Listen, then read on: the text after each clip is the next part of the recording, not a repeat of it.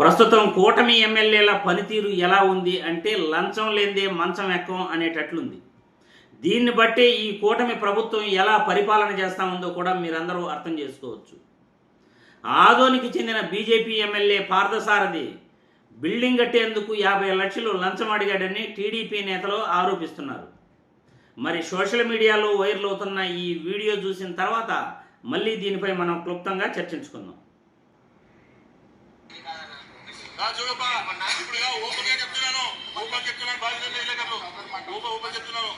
నేను ఈ బిల్డింగ్ కట్టేదానికి ఎమ్మెల్యే గారికి 10 లక్షల రూపాయలు లంచం ఇచ్చినాను.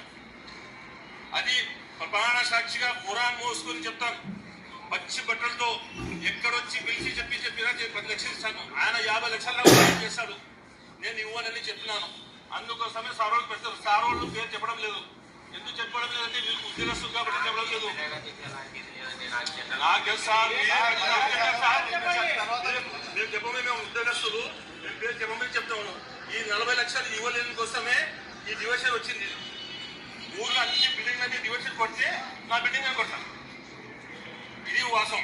మేము 40 లక్షలు ఇవ్వము. 40 లక్షలు దొంగతనం చేస్తామా? మా జగన్ కట్టడానికి 10 లక్షల రూపాయలు నేను ఇచ్చింది వాస్తవము. ఏ ఖురాన్ మీద చెప్తాను. ఏ గుడిలో ఏ మసీదులో కానీ పిలిపించి నాకు చేపెట్టి చెప్పండి నేను చెప్తాను.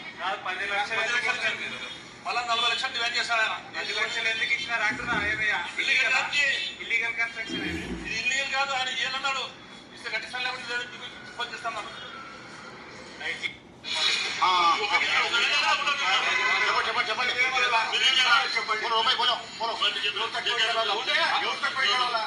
అవసరం లేదన్నా. ఇప్పుడు దీనికి ఏదైతే ఇప్పుడు రూల్ ప్రకారం మీరు డివిజన్ చేసి కట్టున్నారు కదా, రివిజన్ పెట్టుకోండి. టీడీఆర్ పెట్టుకోండి. సెట్ బ్యాక్ రిలాక్సేషన్ టీడీఆర్ కొనండి. టీడీఆర్ ప్రకారం మళ్ళీ రివిజన్ పెట్టుకొని ఫైల్ ఇది చేసుకోండి. అప్పుడు మీకు సెట్ బ్యాక్ రిలాక్సేషన్ ప్రకారం ఇది వస్తుంది. దాని ప్రకారం మీరు అప్లై చేసుకోండి. నోటీస్ ఇచ్చామండి.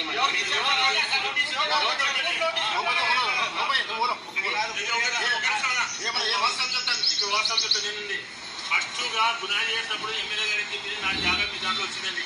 అది నాకు అమ్మకి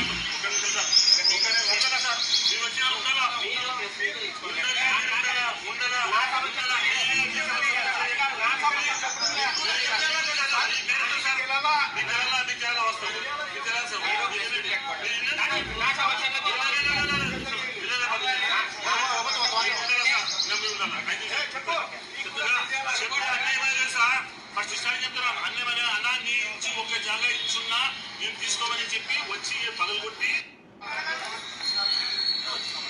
2 సార్లు ఇచ్చిన. నేనైనా నాకు ఎదుర్చిన పెద్ద మసీదులో ఖురాన్ మోసుకొని పచ్చి బట్టలతో వచ్చి చెప్తాను తెలుసా. అతను బల అలా ఏ గుళ్ళో చెప్పండి చెప్తాను. మధ్యవర్తికి 1 లక్ష రూపాయలు ఇచ్చాను. మధ్యవర్తి